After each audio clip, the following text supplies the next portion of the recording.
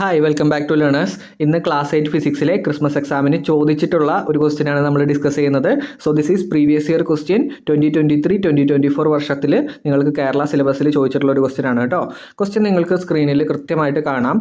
The picture below shows the reflection of a light ray from a plane മിററിൻ്റെ റിഫ്ലക്ഷൻ്റെ ചിത്രമാണ് കൊടുത്തിരിക്കുന്നത്.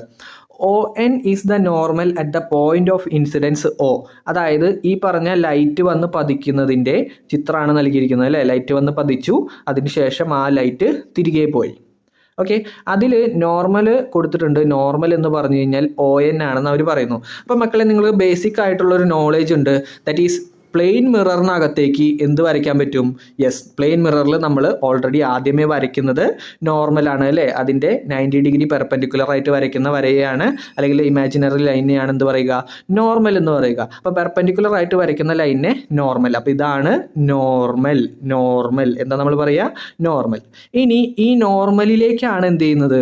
Yes, നമ്മുടെ ലൈറ്റ് കടന്നു വരുന്നത്. അപ്പോൾ ലൈറ്റ് ഇങ്ങനെ കടന്നു വന്നു. അപ്പോൾ ഇങ്ങനെ കടന്നു വരുന്ന ലൈറ്റിനെ നമ്മൾ പറയും ഇൻസിഡൻ്റ് റേ എന്ന് പറയും. അതായത് വരുന്ന ലൈറ്റിനെ ഇൻസിഡൻ്റ് റേ എന്നും, ഇനി ഈ ലൈറ്റ് തിരിച്ചു പോവുകയാണെങ്കിൽ അതിനെ റിഫ്ലക്റ്റഡ് റേ എന്നും പറയും. എന്ത് പറയും?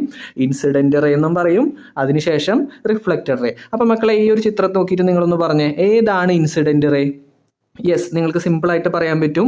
PO എന്ന് പറയുന്നതാണ് ഇൻസിഡൻ്റ് റേ അല്ലേ. ഇൻസിഡൻ്റ് റേ എന്ന് നിങ്ങൾക്ക് സിമ്പിളായിട്ട് ഈ ഒരു ചിത്രം കാണുമ്പോൾ തന്നെ എഴുതാൻ പറ്റും.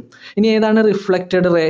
യെസ്, OR എന്ന് പറയുന്നതാണ് റിഫ്ലക്റ്റഡ് റേ. അപ്പോൾ നിങ്ങൾക്ക് എഴുതാം റിഫ്ലക്റ്റഡ് റേ എന്ന് പറഞ്ഞു കഴിഞ്ഞാൽ OR ആണ്. Okay, reflected ray, right. Yes. ഇനി നോർമൽ ഏതാണ്? നോർമലിൽ ക്വസ്റ്റ്യൻ പറയുന്നുണ്ട് അല്ലേ. ON എന്ന് പറയുന്നതാണ് നോർമൽ. അതിൽ ഇൻസിഡൻ്റ് റേ എന്ന് പറഞ്ഞു കഴിഞ്ഞാൽ PO ആണ്, ആൻഡ് റിഫ്ലക്റ്റഡ് റേ എന്ന് പറഞ്ഞു കഴിഞ്ഞാൽ OR ആണ്. ഇത്രയും കാര്യങ്ങൾ ക്ലിയർ ആണല്ലോ. യെസ്. ഇനി ഒരു കാര്യം കൂടി നിങ്ങൾ ശ്രദ്ധിക്കണം. ഒരു പ്ലെയിൻ മിററിനകത്ത് നിങ്ങൾക്കറിയാം ആംഗിൾ ഓഫ് ഇൻസിഡൻസും ആംഗിൾ ഓഫ് റിഫ്ലക്ഷനും ഉണ്ട് അല്ലേ. ആംഗിൾ ഓഫ് ഇൻസിഡൻസും ഉണ്ട്, ആംഗിൾ ഓഫ് റിഫ്ലക്ഷനും ഉണ്ട്. അതായത് ഇൻസിഡൻ്റ് റേയും നോർമലും തമ്മിൽ ഉണ്ടാക്കുന്ന ആംഗിളിനെയാണ് ആംഗിൾ ഓഫ് ഇൻസിഡൻസ് I എന്ന് നമ്മൾ പറയുക. എന്താ പറയുക? നോർമലും ഇൻസിഡൻ്റ് റേയും തമ്മിൽ ഉണ്ടാക്കുന്ന ആംഗിളിനെയാണ് ആംഗിൾ ഓഫ് ഇൻസിഡൻസ് എന്ന് നമ്മൾ പറയുന്നത്, റൈറ്റ്. യെസ്. ഇനി അതുപോലെ നോർമലും റിഫ്ലക്ഷനും തമ്മിലുണ്ടാക്കുന്ന ആംഗിളിന് എന്ത് പറയും? യെസ്, ആംഗിൾ ഓഫ് റിഫ്ലക്ഷൻ എന്ന് പറയും. ആംഗിൾ ഓഫ് റിഫ്ലക്ഷൻ എന്ന് പറയും. കൃത്യമായിട്ട് നിങ്ങൾ ശ്രദ്ധിക്കണം. അതായത് ഇൻസിഡൻ്റ് റേയും നോർമലും തമ്മിലുണ്ടാക്കുന്ന ആംഗിളിനെ ആംഗിൾ ഓഫ് ഇൻസിഡൻസ് എന്നും, ഇനി റിഫ്ലക്റ്റഡ് റേയും നോർമലും തമ്മിലുണ്ടാക്കുന്ന ആംഗിളിനെ ആംഗിൾ ഓഫ് റിഫ്ലക്ഷൻ എന്നും നമ്മൾ പറയുന്നതാണ്. ഓക്കെ, സോ ക്ലിയർ ആണെന്ന് വിചാരിക്കുന്നു. ഇനി നമുക്ക് ക്വസ്റ്റ്യനിലേക്ക് പോകാം. ക്വസ്റ്റ്യനിൽ എന്താണ് മക്കളെ ചോദിച്ചിരിക്കുന്നത്? Which is the incident ray എന്നാണ് ചോദിച്ചിരിക്കുന്നത്. ഏതാണ് ഇൻസിഡൻ്റ് റേ? ഇൻസിഡൻ്റ് റേ എന്ന് പറഞ്ഞു കഴിഞ്ഞാൽ വന്ന് പതിച്ച ലൈറ്റ് അല്ലെ. വന്ന് പതിച്ച ലൈറ്റ് ഇവിടെ ഏതാണ്? PO ആണ്. PO. അപ്പോൾ നമുക്ക് സിമ്പിളായിട്ട് നമുക്ക് എന്ത് ചെയ്യാം? ഒരു മാർക്കിൻ്റെ ക്വസ്റ്റ്യൻ സിമ്പിളായിട്ട് PO എന്ന് എഴുതി വെച്ച് കഴിഞ്ഞാൽ കിട്ടുന്നതായിരിക്കും കേട്ടോ. റെഡി ആണല്ലോ. യെസ്. ഇനി അടുത്ത ക്വസ്റ്റ്യൻ. അപ്പോൾ A ക്വസ്റ്റ്യൻ കഴിഞ്ഞു. ഇനി അടുത്തത് B question. If the angle of incidence is 40 degree, what will be the angle of reflection? നിങ്ങൾ 7ാം ക്ലാസ്സിലേ പഠിച്ചു വരുന്ന ഒരു കാര്യമാണ്.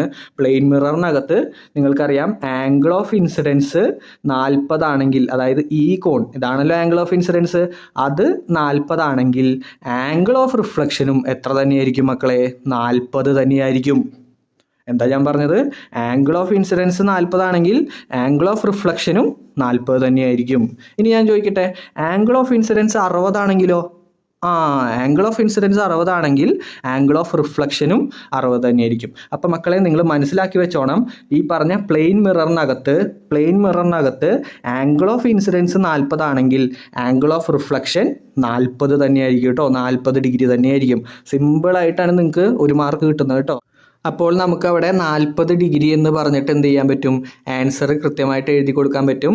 സോ ആംഗിൾ ഓഫ് ഇൻസിഡൻസ് 40 ആണെങ്കിൽ ആംഗിൾ ഓഫ് റിഫ്ലക്ഷനും 40 തന്നെയാണ്.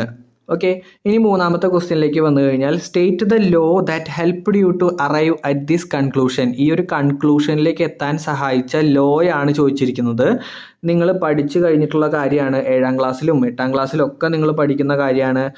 ആംഗിൾ ഓഫ് ഇൻസിഡൻസ് എന്ന് പറഞ്ഞു കഴിഞ്ഞാൽ which is equal to angle of reflection. അതായത് ആംഗിൾ ഓഫ് ഇൻസിഡൻസും ആംഗിൾ ഓഫ് റിഫ്ലക്ഷനും സെയിം തന്നെയാണെന്ന് നിങ്ങൾ 7ാം ക്ലാസ്സിലും 8ാം ക്ലാസ്സിലും പഠിച്ചു കഴിഞ്ഞിട്ടുള്ള കാര്യമാണ്.